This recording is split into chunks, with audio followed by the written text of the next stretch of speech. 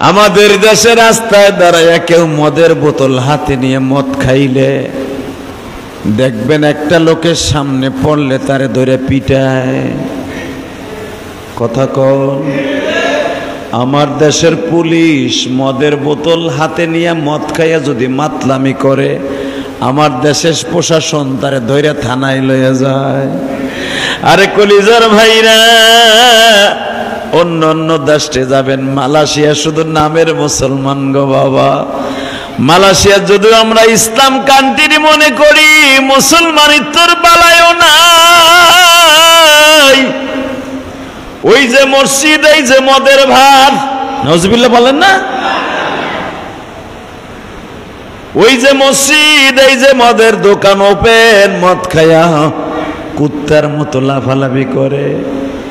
যদি মদ খাইয়া রাস্তায় লাফালাফি করে গো, সিঙ্গাপুরের জমিনে পুলিশ তারে কোলে লইয়া পাহারা দিয়া বাসায় পৌঁছে দেয়। সে কোন ধর্মের এটা দেখার বিষয় নাই, মুসলমান হোক খ্রিস্টান হোক, যে ধর্মেরই হোক বাবা, মদ খাইয়া যদি রাস্তায় পড়িয়া থাকে পুলিশ তারে পাহারা দেয়, মদ খাওয়ার সুযোগ করে দেয়, মদের ভারপুর সে পাহারা দেয় গো বাবা। আর আমি মুসলমানের ঘরে জন্ম নিয়ে দেখছি, আরে মসজিদের কাছে মদ খাওয়া তো দূরের কথা, যদি মসজিদের সামনে দাঁড়ায় কেউ বিড়ি টানে, ওর থাপড়াইতে থাপড়াইতে গাল লাল করে ফেলবে। আল্লাহ কত আশা করে বলে, কত আদর করে বান্দা বানায়া, কোনদিন মাফ না করে পারব না, কোনদিন মাফ না করে পারব না। এই মুহররমের চাঁদে দিলটাকে নরম করে আল্লাহকে দেখায় দেন। এই মুহররমের চাঁদ, এটাই ছিল মুসলমানের একমাত্র বছরের প্রথম মাসের প্রথম চাঁদ। সুবহানাল্লাহ বলেন না? এই ইংরেজি বাংলা এই যা কিছু দেখেন, এইগুলা শুক্র 8 দিন ধরে হয়েছে। এই বাচ্চারা, একজন ডিউটি দেন তো, ওখানে দাঁড়াও শরীফ, কোন আওয়াজ হয় না জানে বাচ্চাদের। এই কলিজার ভাইরা আমার, ভালো করে বুঝেন, এই মুহররমের চাঁদ এমন একটা চাঁদ, এই চাঁদে আমার আল্লাহ দুনিয়া বানাবার সিদ্ধান্ত নিয়েছিলেন। আমি এই চাঁদের এক একটা প্রশংসা করব, আপনি নিজে মুসলমান হয়ে আল্লাহকে প্রশংসা করবেন এই জন্য যে চাঁদ এখনো আমরা পাইছি। আলহামদুলিল্লাহ বলেন। আমরা তো খালি রমজান মাস পাইলে, শাবান মাস পাইলে, রবিউল আউয়াল পাইলে প্রশংসা করি না। রমজান মাস আসার আগের থেকে এই মুহররমের চাঁদের দাম আল্লাহর কাছে বেশি ছিল। সুবহানাল্লাহ বলেন না? রমজান মাস দামি হইছে একমাত্র আমার নবী দুনিয়া আসার আগে, আর মুহররমের চাঁদ দামি ছিল এই দুনিয়া বানাইবার আগে। আরো জোরে, আরো জোরে। ইন্না ইদ্দাতাশ শুহুরি ইনদাল্লাহি 12 শাহরান ফি কিতাবিল্লাহ ইয়াওমা খালাকাস সামাওয়াতি ওয়াল আরদ আরবাআতুন হুরুম। আল্লাহ কোরআনে বলেন, আমি 12 মাস বছর নির্ধারণ করছি। 12 মানে 2, 10 মানে 10। আমি 12 মাস নির্ধারণ করছি, তার ভিতরে আরবাআতুন হুরুম ইয়াওমা খালাকাস সামাওয়াতি ওয়াল আরদ। আমি আসমান জমিন বানাবার জন্য ভিতরে, আসমান জমিন যে বানিয়েছে এর ভিতরে 12 মাস নির্ধারণ করছি বছরে। এই বছরের মধ্যে আবার 4টা মাস দামি করছি, তার ভিতরে জিলকাদ, জিলহজ, মুহররম। জোরে কর মারহাবা। বছরের প্রথম মাস হলো মুহররমের চাঁদ। এই মাসে আফজালুস সিয়াম বা'দা রমাদান শাহরুল্লাহিল মুহররম। এই মাসে রমজানের পরে সবচেয়ে দামি, রোজা রাখলে সবচেয়ে দামি বেশি সওয়াব হবে যেই মাসটা, সেটার নাম হলো মুহররম মাস। আর এই মাসটাকে আমার আল্লাহ আল্লাহর মাস বলেছে, শাহরুল্লাহ। এই মাসটা কার মাস? জোরে কন। এখন যদি কন আর বাকিগুলো কি আল্লাহর মাস না? হ্যাঁ আল্লাহর মাস, সবই আল্লাহর মাস, কিন্তু আল্লাহ নিজে স্পেশাল একটা তার মাস আছে। যেমন রমজান মাস বান্দাগো ইনকাম করার মাস। আলহামদুলিল্লাহ বলেন। রমজান মাস কার জন্য? বান্দাগো লাগে 1/70 দিব। রমজান বান্দার ভালোর জন্য দিছে। আর এই মুহররমের 4টা আল্লাহ বলেন শাহরুল্লাহ, শাহরুল্লাহিল মুহররম। মুহররমের 4টা আমি দিয়েছি, একমাত্র আমি আল্লাহর জন্য রাইখে দিয়েছি। এটা আমার মাস। এই মাসে 2টা রোজা আছে, চলে গেছে। এই মাসে রোজা যখন ছিল তখন আমি সিঙ্গাপুর ছিলাম। মুহররমের আলোচনা ওইখানে করছি, ওখান তার মিডিয়া ছিল না।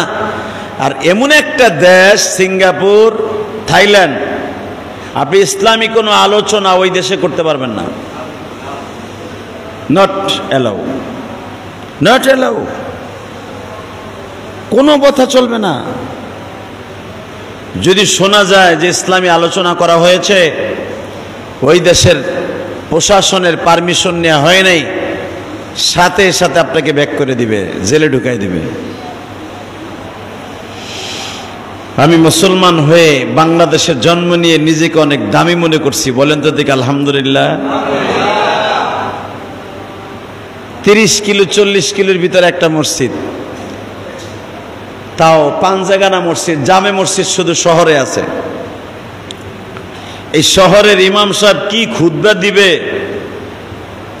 এটা সরকারের পক্ষ থেকে আসে। সরকার যা বলবে ওইটাই বলতে হবে, একটা কথা বাড়ায় বলা যাবে না। নাউজুবিল্লাহ বললেন না? আর আমার দেশ, আমার সোনার বাংলা, সরকারেরও বাস দেই, শিল্পপতিরও বাস দেই, বিরোধী দলের নেত্রীরও বাস দেই, বিরোধী দলের নেত্রীরও বাস দেই। ইসলামের বিরুদ্ধে কথা বললে লাঠি সোটা লইয়া রাস্তায় নামি। কথা বাস্তব না বাস্তব? আমার নিজের কথাগুলো আমি বর্ণনা করতে পারলে তাকেই বলে স্বাধীনতা। স্বাধীনতা স্বাধীনতা আমি মনে মনে কইলাম। সিঙ্গাপুরের স্বাধীনতা, ওটা ভোটাভুটি হয়, রাজতন্ত্র নয়। মালয়েশিয়ার রাজতন্ত্র নয়, থাইল্যান্ডের রাজতন্ত্র নয়। কিন্তু সবচেয়ে বেশি কষ্ট লাগে যখন আমি স্বাধীনভাবে চলতে পারবো না। এটার নাম স্বাধীনতা নয়।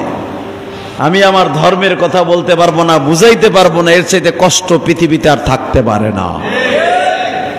আপনি মসজিদে কি বলতেছেন, একবারে প্রত্যেকটা প্রধানমন্ত্রী থেকে নিয়ে অন্যান্য দেশে প্রত্যেকটা মন্ত্রীর বাসায় বাসায় ট্রান্সলেশন হচ্ছে আপনার কথা। আপনি কি বলছেন মসজিদে? যদি একটা কাফের শব্দ, মুশরিক শব্দ বের হয়ে যায় ভুলে, আপনার জেলখানায় নিয়ে যাবেন। আমি এক মসজিদে ওয়াজ করতে গেছি, এটা হলো সিঙ্গাপুর। সিঙ্গাপুর রাজধানী, অর্থাৎ সিঙ্গাপুর তো ছোট্ট একটা রাষ্ট্র, 100 কিলোমিটার ভিতরে সীমাবদ্ধ। 100 কিলোমিটার পরে আর সিঙ্গাপুর নাই। এদিকে ইন্দোনেশিয়া, এদিকে মালয়েশিয়া, এইদিকে হইতেছে চায়না, শেষ সিঙ্গাপুর, এদিকে থাইল্যান্ড। 4টা দেশের মোহনা দ্বীপের উপরে ভোলার মতো একটা দ্বীপ, এই দ্বীপের মধ্যে একটা সিঙ্গাপুর। সিঙ্গাপুর হতে পারে ছোট্ট একটা দেশ, আমেরিকার মতো দেশের সাথে টক্কর দিয়ে চলে। সুবহানাল্লাহ বলেন না? লন্ডনের মতো দেশকেও তারা কেতায় না। আর্থিকভাবে তারা এত স্বাবলম্বী, বুঝেন আপনি? লন্ডনের ব্যাংক, আমেরিকান ব্যাংক, তারা নিরাপত্তার জন্য হেড ব্যাংক করছে সিঙ্গাপুর। তাগো দেশে তাদের ডলার লাগতে ভয় পায় যদি চুরি হয়ে যায়। এর লিগে সিঙ্গাপুর মেরিনা শহরে তারা বিশ্ব ব্যাংক, অর্থাৎ আমেরিকার ব্যাংক, লন্ডনের ব্যাংক, হেড ব্যাংক রাখছে সিঙ্গাপুরে। বুঝেন আপনি কত নিরাপত্তা দেশ এটা? কিন্তু সব দিক দিয়ে নিরাপত্তা আছে, কোরআন হাদিসের নিরাপত্তা নাই। আল্লাহু আকবার জোরে বললেন না? কথাটা বোঝার চেষ্টা করেন। এই জন্য আল্লাহ দেশ ঘুরে ঘুরে দেখতে বলছে।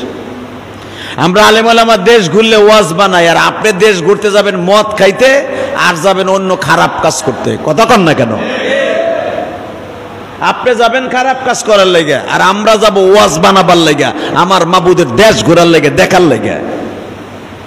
অনেকে বলতে পারেন ইলিয়াস রহমান জিহাদি ওয়াজ করে হে থাইল্যান্ডে গেছে গা, সিঙ্গাপুর গেছে গা।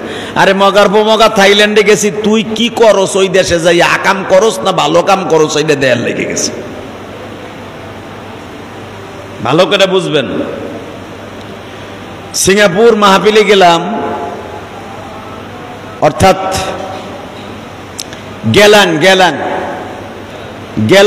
গেলান পাশাপাশি একটা শহর। এই গেলান, তবে সিঙ্গাপুর আল্লাহ শুকর পাশাপাশি মসজিদ আছে, আলহামদুলিল্লাহ বলেন। গেলানও আছে, কেলানও আছে, কিন্তু জামে মসজিদ সব জায়গায় নাই। তো একটা পাঞ্জেগানা মসজিদে গেলাম, সে জায়গার নাম হলো চুয়া চুখাং। জায়গার নাম কি? এটা নামও কইতে দাঁত ভেঙে যাব। নাম কি?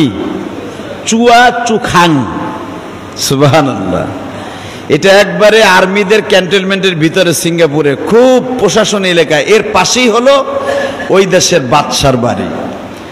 তো বাদশার বাড়ি ধরে নেন, আমাকে পুরা কেরানীগঞ্জ যত বড়, এত বড় এরিয়া নিয়ে শুধু বাদশার বাড়ি। ওর ভিতরে অন্তত 50টার উপরে বাদশার বাড়ি আছে। সে কবে কোন সময় কোন বাড়িতে থাকে তার দেশের মন্ত্রীরাও জানে না। এত নিরাপত্তা দেশ, এত সিসি ক্যামেরায় আবদ্ধ, তারপরও বাদশাহ কোন বাড়ি কবে থাকে এটা কেউ জানে না। তার আজকে যে এই বাড়িতে আছে, 1 ঘন্টা পর ওই বাড়িতে সে থাকে না। চিন্তা করেন তারা মরণ রে কতন ডরায়। হালাকে ওই যে আমি একটা কবিতা বলছিলাম, নদী পথে নৌকা চালাও ওহে মাঝি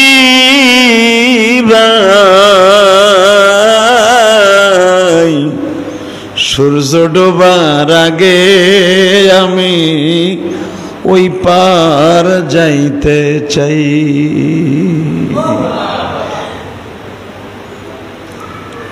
পূর্ব দিকে উঠে সূর্য, পশ্চিমেতে অস্তমিত,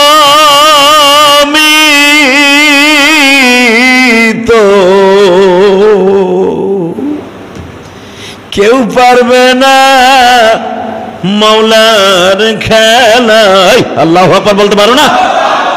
কেউ পারবে না মাওলার খেলা বুঝিবারে ভাই,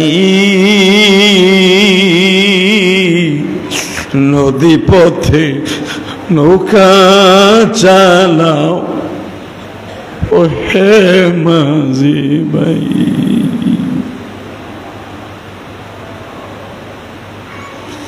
পৃথিবীতে এমন কোন বাচ্চা জন্ম নেয় নাই,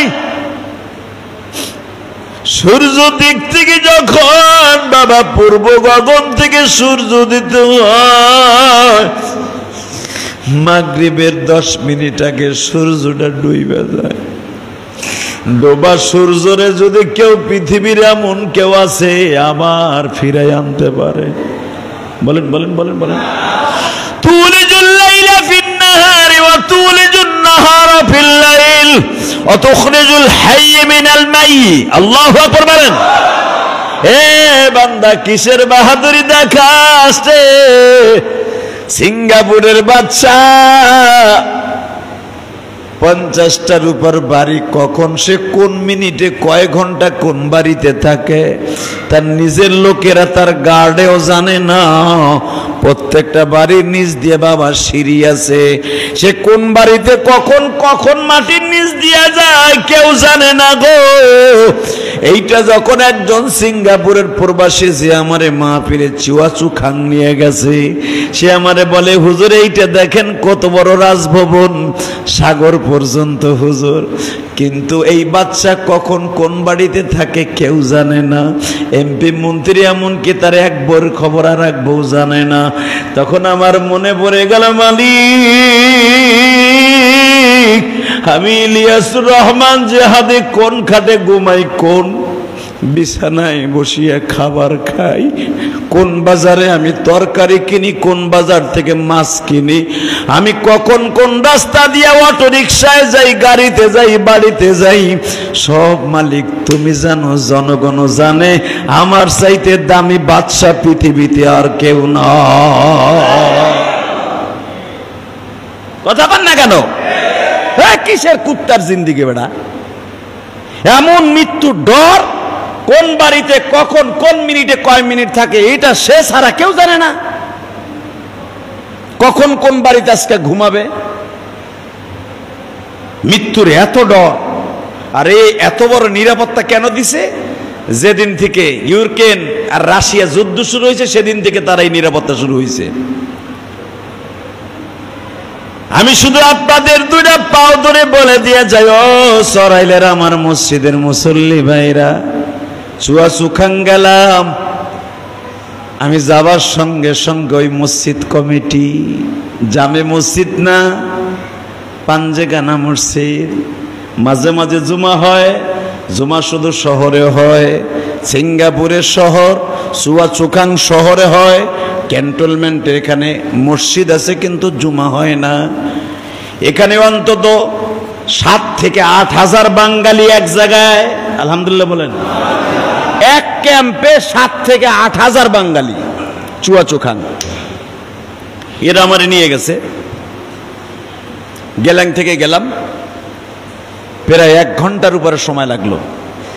আসরের পরে রওনা দিলাম, মাগরিবের নামাজ পড়তে পারলাম না, জামাতে হয়ে গেছে, একা একা পড়লাম। যখনই আমি নামছি বারান্দায়, শত শত বাংলাদেশি ভাইরা পাগল হয়ে গেছে, ইলিয়াসুর রহমান জিহাদি আইছে।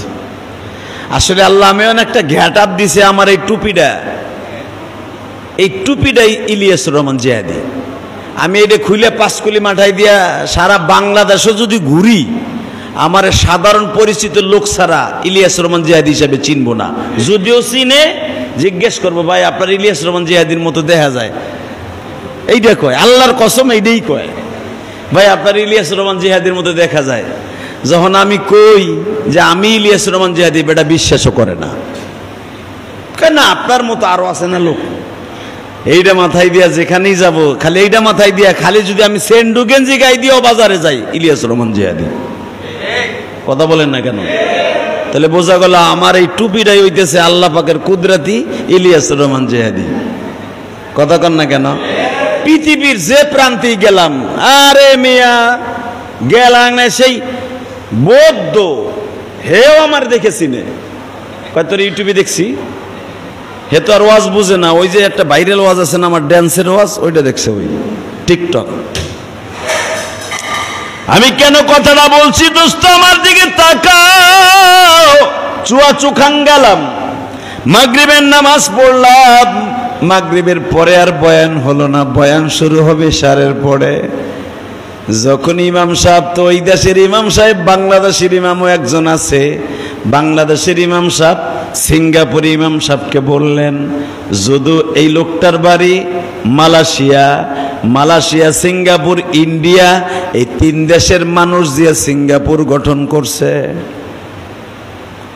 যদি ইমাম সাহেবের বাড়ি জন্মসূত্রে মালয়েশিয়া, তার দাদার বাড়ি মালয়েশিয়া, কিন্তু সিঙ্গাপুরের বাসিন্দা, সিঙ্গাপুরের আইসিদারে ইমাম সাহেব 2 জন, বাংলাদেশে একজন যে জিজ্ঞেস করছে, আমাদের দেশের বড় একজন মৌলানা আইছে, আমার ওয়াজ ইউটিউবে ওরা দেখাইছে, দেখানোর পর ইমাম সাহেব বলতেছে, তোমার ইমামরা যে ওয়াজের পারমিশন দিব, কিন্তু আমি পারবো না।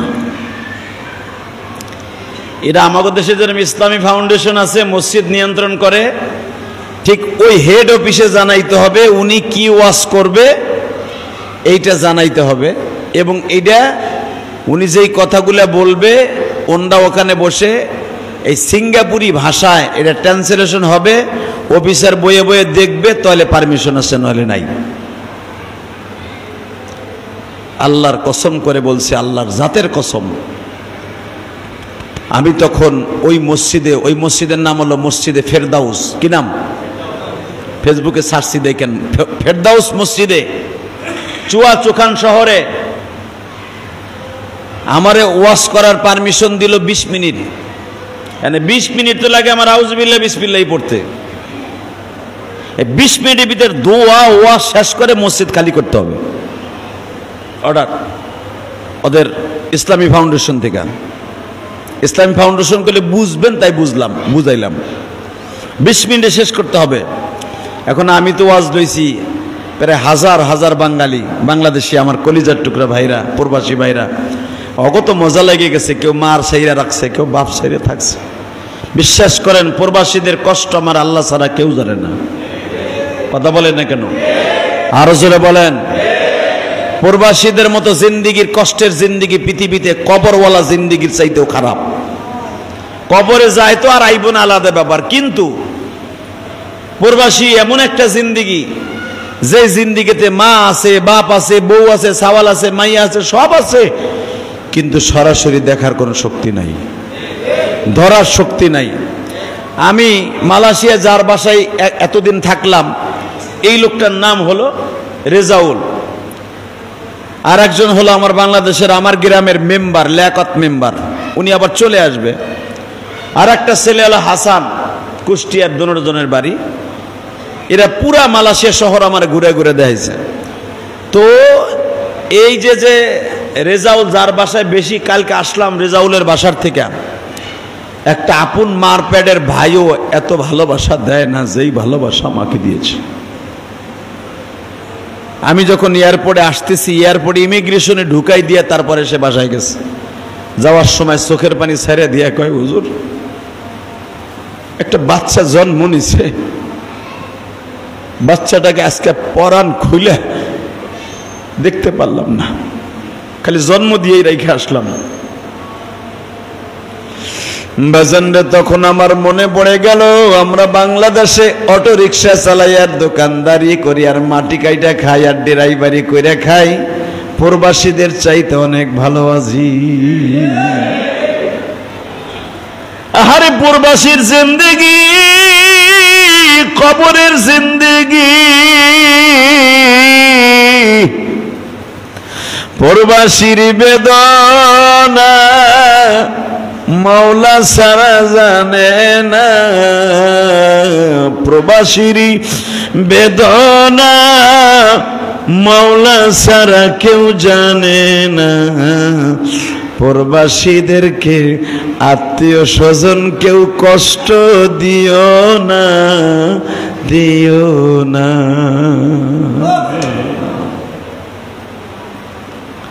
শুধু ভালো করে বুঝো, চুয়াচুখান বয়ান শুরু করলাম, বয়ানটা কেবল আমার নিজের কাছেই মজা লাগতেছে, আর হয়তো 5টা মিনিট বুঝাইতে পারলে আমার কলিজার টুকরা বাংলাদেশি ভাইরা কেবল কান্নার রোল পড়ছে। মনে পড়ে গেছে মায়ের কথা, মনে পড়ে গেছে বাবার কথা। একটা ছেলে ওয়াজ অর্থাৎ মাগরিবের পর থেকে নিয়ে ঈশা পর্যন্ত তো আমি মসজিদে বসা। একটা ছেলে আমার পা দুটা জড়াই ধরতে পারলে জড়াই ধরতো, বুকের সাথে মাথা ঠেকায় বলে, হুজুর আমার বাড়ি হইতেছে হুজুর কুমিল্লা বুড়িচং, হুজুর মনের দুঃখ লই আপনার কাছে বলি, এই সিঙ্গাপুরে আমি 17 বছর আসছি। কত জোরে কন? এই 17 বছরের জিন্দেগিতে কলিজার টুকরা বড় ভাই হারাইছি, যাইতে পারি নাই গো। এরপরে হারাইলাম, ভিসা লাগাবো, ভিসাটা লাগাই এই বাইতে যাম নিয়ত করছি। ভিসা লাগানোর কাগজও চলে আসছে, কালকে হাতে পামু। ডেটটা পিছিয়ে গেল, যেদিন ভিসার কাগজটা হাতে পাবো ওদিনকে আমার জনম দুঃখিনী মা মারা গেল। আমি বললাম 17 বছরের জিন্দেগি কেমনে কাটাইলাই? সিঙ্গাপুরে একবারও কি দেরের লাগে মায়া লাগে না? ছেলেটা কান্দে আর বলে, হুজুর কি জন্য আর বাইতে যাব, ভিসা যেদিন পাবো সেদিন আব্বা মারা গেল। মা মারা গেল, মনে মনে ভাবলাম ভিসা পাইলাম, মা যখন চলে গেছে আর দেশে যাব না। হুজুর হঠাৎ করে কানে খবর আসলো, নিয়ত করলাম আব্বা অসুস্থ, টিকিটও কাটছি, টিকিট কাটার জন্য টাকাও জমা দিছি। হঠাৎ করে ভোর রাত্রে খবর আসলো আমার ফ্লাইট হলো 1 সপ্তাহ পরে, টিকিটও কাটা শেষ, ছুটিও নেওয়া শেষ। শুনি 1 সপ্তাহ পরে যাব। 1 সপ্তাহ বাড়িতে যাওয়ার আগে 2 দিন আগে আমার আব্বা চলে গেছে। আমি কপাল পোড়া 2 দিন আগে আব্বার মৃত্যুর খবর শুনিয়া মনের মধ্যে এমন একটা আঘাত লাগলো গো, আর বাংলার জমিনে যাব না। বড় ভাইরে হারাইলাম এই সিঙ্গাপুরে আসিয়া, মায়েরে হারাইলাম, বাপরে হারাইলাম। পট করে জিজ্ঞেস করলাম বউ নাই? বলে হুজুর বিয়েই তো করি নাই, বউ পামু কই? আমি নিয়ত করছি, শুনছি হযরত বেলাল বলে জীবনে বিবাহ করে নাই, আমি বিবাহ করব না, যা ইনকাম করব মা বাবার নামে, ভাইয়ের নামে আল্লাহর রাস্তায় দান করব। আর আমি নিয়ত করছি ওই নিষ্ঠুর প্রবাস, যেই প্রবাস আমার বড় ভাইরে কাইটা কারিয়া নিল 17 বছরের জিন্দেগিতে, যেই প্রবাস আমার মায়ের কাইরা নিল, যেই প্রবাস আমার বাবারে আমার কাছ থেকে সরাই নিয়ে গেল, আমি আর দেশের বাড়ি যাব না। আমি দেশের কল্যাণে এই দেশে থাইকা আমি কাজ করে দেশে করব। হুজুর আপনি শুনলে খুশি হবেন, আমি এই 17 বছরের জিন্দেগিতে আমার গ্রামে 2টা মসজিদ বানাইছি। একটা আমার মার নাম দিছি আর একটা আমার বাবার নাম দিছি। হুজুর আমার আর একটা এতিমখানা বানাবার নিয়ত আছে, জায়গাও কিনে ফেলছি। এটা আমার বড় ভাইয়ের নামে এতিমখানাটা করব। এ আমার কলিজার টুকরা ভাইরা, আমি শুধু আজকে কেন প্রবাসীদেরকে নিয়ে কথা বলতেছি জানুনি?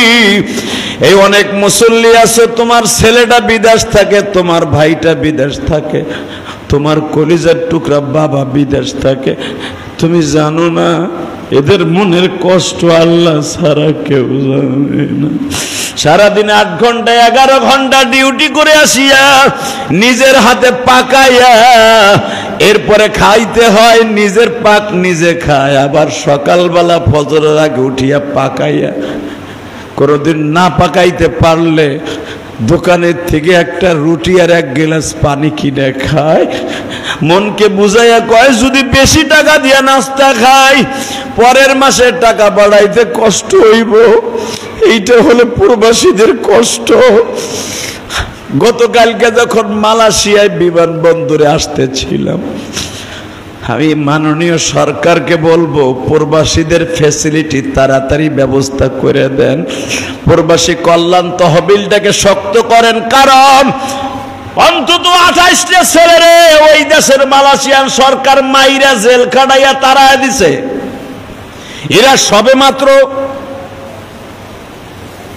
28 দিন জেল খাটছে, 1 মাস ধরে গেছে। 1 মাস, কয় মাস জোরে কন? 1 মাস ধরে মালয়েশিয়া গেছে 6 লাখ খরচ করে। যাইতে লাগছে 1 দিন, যাওয়ার পরের দিনই খাইছে ধরা। 28 দিন জেল খাইটা কালকে আমাগো ফ্লাইটে একসাথে পাঠাই দিছে। বিশ্বাস করেন একটা ছেলেরে, কারণ মালয়েশিয়ান জেল এত কঠিন, যারা মালয়েশিয়া আসিলেন তারা জানেন। কোনো কাপড় চোপড় পরতে দেয় না, খালি একটা শীতকাল হোক আর গরমকাল হোক শুধু একটা গেঞ্জি আর একটা হাফ প্যান্ট থাকে। এটা মাসকে মাস থাকে না আর বছরকে বছর থাকে না, ওই একটাই। এত মারাত্মক জেলখানা মালয়েশিয়ায়, পৃথিবীর কোন দেশে এরকম নাই, এত কষ্ট জেলখানায় দেয় মালয়েশিয়ার মতো।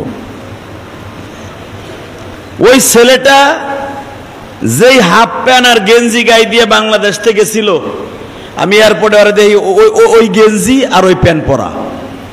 ওর ফুল প্যান্ট খুলে রেখে দিছে জেলখানায়, শার্টটাও রেখে দিছে, ভিতরে সেন্ডো গেঞ্জি ছিল ওইটা, আর যে এই যে আন্ডার প্যান্ট ছিল ওই যে মানে কি কটার প্যান্ট না কি কয় কটার প্যান্ট, ওই কটার প্যান্ট পরা আর সেন্ডু গেঞ্জি গায়ে দেয়া। আমি বলে বেটা যাওয়া ভাই দেশটাকে এয়ারপোর্টে কাইন্দা দিয়ে কি কয় জানে থাকলে সেন পর্ব হুজুর। আমি জেল খাইতে বাইরে এলাম 28 দিন, বাপ মা 6 লক্ষ টাকা খরচ করে পাঠাইছিল, একটা দিন কাজও করতে পারলাম না। মালয়েশিয়ার নিজের হাতে কাজ করে একটা ওয়াক্ত পাকাইয়া খাইতেও পারলাম না। যেভাবে গেলাম বরঞ্চ নিজে যা পড়ে গেছিলাম সেই কাপড় চোপড় রাইখে দিল।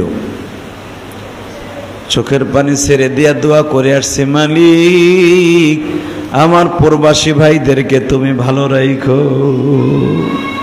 আপনিও দোয়া করেন এই মুহররমের চাঁদে বাংলাদেশের সমস্ত প্রবাসীদেরকে ভালো রাখুক। জোরে করেন আমিন, আরো জোরে বলে আমিন।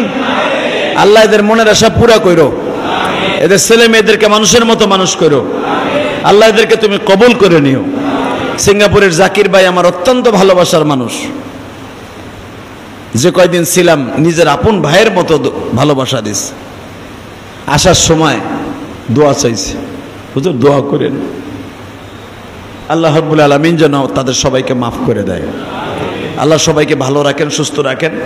আমি আপনাদের চোখে পানি এই জন্য দেখছি, যাদের ছেলে মেয়ে বিদেশ থেকে তারাই বুঝতে পারবেন একমাত্র যে বিদেশে কত কষ্ট। শুধু এক্সাম্পল আপনাদের একটু সিমটম বর্ণনা করলাম যে বিদেশের প্রবাসীরা কত কষ্টে আছে।